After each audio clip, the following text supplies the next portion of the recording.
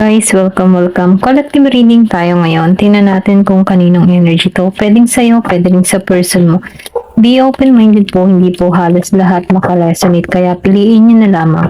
And thank you nga po pala sa mga nag-subscribe, lalo na sa mga bumabalik. Marami pong salamat. Give me the message. Kaninong energy to?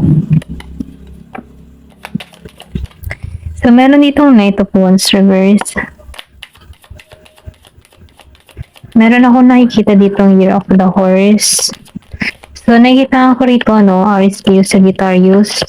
Pwedeng energy mo to, pwedeng rin sa person mo. Meron ditong tao na kung saan, ayaw niya ng renewal dito. Okay, dito sa Knight of Wands. Kumbaga, hindi mo na tinatanggap ang pag-ibig ng tao na ito. Nafe-feel ko dito yung bang tipo na-involved ka sa third party or meron ditong cheating na nangganap dito sa connection na to. Nafe-feel ko dito, meron ditong disappoint. Yung iba sa inyo, meron ditong na-disappoint. Pero nakikita ko rin dito, hindi ka pakawalan ng person mo kasi merong siyang nakukuha sa'yo na kung saan, parang good energy or yung tipo bang maganda kasi yung energy mo dito, positive. Yung hindi ka mahirap mahalin. Kumbaga itong tao nito, meron siyang kinakasama dito na kung saan yung matipong itong person mo, meron tong kinakasama na tao. Pero nagugustuhan lang yung tao nito dahil sa kanyang mga pangangailangan. Pero sa iyo, iba ang tingin ng tao nito sa iyo. Na kung saan may pagkano kay good vibes. Yung aura mo dito, may pagka-sacred na kung saan mabuti ka, mabait ka, magaan kang kasama, mapangunawa ka, yung man tipong ganun. Kumbaga, nirespeto ka rin ng tao nito, kaya lang, mas nakikitaan ko dito na nag-giveaway din to sa'yo, okay, sa mga pasya mo. Ito lang nakikita ko. Kasi meron din dito ako nakikita na tao na may umahas sa connection na to. Okay, pwedeng sa kinakasama ng person mo. Or meron ditong nag-traitor sa'yo, okay? Na kung saan kung makikita mo dito sa The Lovers Reverse, tatlong tao, parang may connection kayong tatlo, magkakakilala kayo. Pwede rin sabihin meron kang best friend dito na umahas sa person mo, okay? May pandilin lang na ginawa sa'yo dito, okay? Ito lang nakikita ko, may nag-traitor. Ito lang nakikita ko dito. Kumbaga, ikaw, pwedeng yung person mo dito, merong nauhot-hot sa'yo dahil sa kabutihan mo. Kaya lang, ito din merong din ditong tao na involved sa person mo na kung saan kilala mo din ito. Ito lang yung nakikita ko. Kaya lang dahil meron ditong tukso, kasi nakikitaan ko dito yung ahas. Meron tumukso, okay? So, nakikitaan ko rin dito, memories na lang to para sa'yo, okay? Or pwede rin sabihin masamang alaala na to para sa'yo. Nakikitaan ko dito na sinusunod mo yung sa tama, okay? Sa landas ng tama. Kasi nasa iyo dito yung pakpak ng anghel, okay? Ito lang nakikita ko. Then dito yung sa person mo, mapusok. And then yun namang isa dito ay tukso. Kumbaga, pang sariling kaligayahan. Kahit makapanakit ng kapwa babae or lalaki, yung kanyang iniintindi ay pang sariling kaligayahan lang, okay? Diba nga hamakin ang lahat? Makuha lang yung kanyang pansariling kaligayahan. Ito lang nakikita ko dito sa The Lovers Reverse. Give me more information. Meron Gemini. Kung meron kang kilalang Gemini, okay? O pwede rin sabihin ikaw yung Gemini dito. Ikaw yung sinaktan dito. Ito lang nakikita ko. Meron dito Year of the Snake, Year of the Horse. The Knight of Pentacles. Then nakikita ko rin dito, yung iba sa inyo nakikitaan ko dito na nag-renewal dito sa Knight of Pentacles, Virgo, Capricorn, Taurus.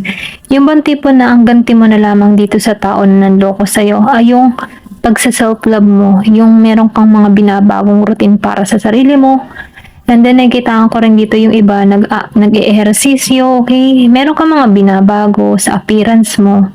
Ito lang yung nakikita ko. Pwede rin sabihin na merong before dito, pwedeng ipinagpalit ka dito sa yung mga mapusok na sexy, mga ganyan-ganyan. Ikaw dito ay konserbatibo. Pwedeng ikaw ay medyo chubby o yung pinalit sa'yo sexy, okay? So, ikaw, nafe-feel ko dito sa Knight of Pentacles, meron kang inaayos, meron kang ginagawa para sa sarili mo. Nafe-feel ko dito yung revenge mo, na kung saan yung revenge mo dito ay yung pagmamahal sa sarili mo at pagpapasexy. Meron kang binabago, meron kang goal dito. Ito lang yung nakikita ko. Give me more information. Ano pa yung mensahe sa'yo? Kumbaga, nakikitaan ko dito yung transformation na nagaganap sa buhay mo. Okay? The Emperor. So, nakikitaan ko rin dito, na nagkakaroon ka dito ng authority. Alam mo na yung gusto mo sa buhay mo. Aries energy. Nakikitaan ko rin dito, na meron ka mga inaasikaso. Pwede rin may business ka dito. Kaya itong tao na ito, hindi ka pa kawalan kasi meron siyang nakukuha sa'yo. Pero dahil meron kang mga natuklasan dito, okay, pwede nangyari na to in the past. So, meron kang pagbabagong ginagawa sa sarili mo. Kumbaga kung before, masyado kang pusong yung parang balat ng sibuyas na iiyak, mababa ang loob. So, ngayon nakikitaan ko dito yung pagbabago mo. Nagiging ka ng matigas dito sa The Emperor. Kumbaga, hindi ka may isahan dito, alam mo na yung authority mo, may paninindigan ka na, okay? Kumbaga, meron kang mga binago, kasi meron kang mga natuklasan na sobrang sakit. Kaya meron kang mga binabago dito sa sarili mo. Nafe-feel ko din yung iba sa inyo, mas pinapriority yung trabaho, okay? Maybe, nagpapakayaman ka dito, or pwede rin sabihin na meron kang mas pinagtutuunan ng pansin dito sa Knight of Pentacles din sinabayan pa ng The Emperor. Nakikita ko din dito yung pagiging mong mabuting tao. Give me more information. Kumbaga, nakikita ko din dito na lahat ng obstacle ay naharap mo, okay, nalampasan mo dito sa The Emperor. Kung bakit nagiging kang si Emperor ngayon. Okay, Knight of Cups. So, nakikita ko rin dito, meron ditong new person na parating dito sa'yo sa King of Cups. Nagmamatsyag na to sa'yo, or pwede rin sabihin na nakikita ka na neto, okay? May pagka-crush, ganun. Pwedeng ini-stalk ka na neto. Ito lang nakikita ko. Itong tao neto ay diplomatiko, okay? Yung bagang professional din, katulad mo. So, nakikita ko dito, ma-attract mo din dito, ay katulad mo, okay? Nakikita ko dito din ng travel, pwedeng hindi pa kayo nagkikita nito, or pwede rin magkausap kayo nito online, or pwede rin sabihin kung meron kang business, merong business proposal sa'yo, okay? Merong ganun. Ito na yung nakikita ko. Kumbaga itong tao na ito, magaling itong magsalita, magaling itong makipag-communicate, okay? Maybe ganun yung larangan ng trabaho niya. Ito lang yung nafe-feel ko, yung good advisor, or pwede rin sabihin na yung call center, or yung usap-usap talaga ng mga deal-deal, mga ganyan. Give me more information. Ano pa yung mensahe? Meron ako nakikita dito Scorpio, Cancer, and Pisces. So, meron ako nakikita ditong nasasaktan. Kasi nafe-feel ko dito yung pain Pwede rin nasaktan ka talaga dito, okay? Kung ikaw man dito yung niloko, meron ditong sakit na nararamdaman ako. So, nafe-feel ko dito, na gusto mo tong pakawalan, or pwede rin sabihin tapos na to, napakawalan mo na to. Once na naiisip mo itong pangyayari sa'yo, meron pa rin konting pain kang nadarama, or pwede rin sabihin energy to ng tao mo. Kasi sinayang niya dito okay? Kung makikita mo dito, ang daming nagusot, ang daming mga plano. Pero ngayon itong tao nito, wala na siyang maiplano dito. Hindi niya na alam, okay? Ito lang nakikita ko. Pwede rin nagpapatarot itong tao na to, okay? Kung mapapatawad mo siya, or kung meron pang pag-asa. So, nakikita ko dito, na sobrang pain ang nararamdaman ng tao na to. Okay? Or pwede rin ikaw to. Okay? Meron kang mga inaalam. Ayan. Tingnan pa natin. Gemini, Aquarius, and Libra. So, meron dito na the Chariot. So, nakikita ko dito, meron ditong hindi naging matagumpay. Hindi naging balance okay? Ito na yung nakikita ko, hindi inangat. Hindi inangat yung connection, or pwede rin sabihin ikaw, wala ka ng pagtuon dito sa tao mo. Kasi may naganap dito nawalan ka na ng tiwala, okay? Kumbaga, ayaw mo na dito sa Knight of Wands. Binitawan mo na to dito sa The Lover's Reverse. So, meron ka ditong mas priority, okay? Meron ka ditong gustong ipamukha sa person mo. Ito lang yung nakikita ko. Then dito sa Five of Cups, kasi may panghihinayang, or meron itong mga sinayang, okay? Nakikita ko dito na itong tao mo dito ay nanghihinayang. Okay? Kumbaga, buuin man niya yung connection, meron ng lamat eh. Kumbaga, yung tiwala, yun yung tiwala na ang hirap ng buuin. Okay? So, yun yung pinag-iisipan ng tao na ito kung paano ka muling makukuha yung tiwala mo dito sa Five of Cups. Kasi kung makikita mo dito sa Five of Cups, inaayos niya yung baso pero hindi niya na talaga maayos. Crack na talaga. Maayos man ito, may lamat na. So, hindi na rin maganda. Okay, ito lang yung nakikita ko dito. Ayan, tingnan pa natin. Give me more information. So, meron dito na Nine of Cups reverse. So, nakikita ko rin dito, no, meron ditong tao na hindi nagiging maayos yung trabaho, tinatamad, or pwede rin sabihin na meron kang ganong person, umasa na sa'yo, okay? Kumbaga talagang sobrang literal na umasa sa'yo. So, meron kang person dito na tamad, okay? Kumbaga hindi siya nakakasurvive kung hindi sa tulong mo. Ganun, ito lang yung nakita ko. Kung ikaw man dito yung may magandang trabaho. Ayan.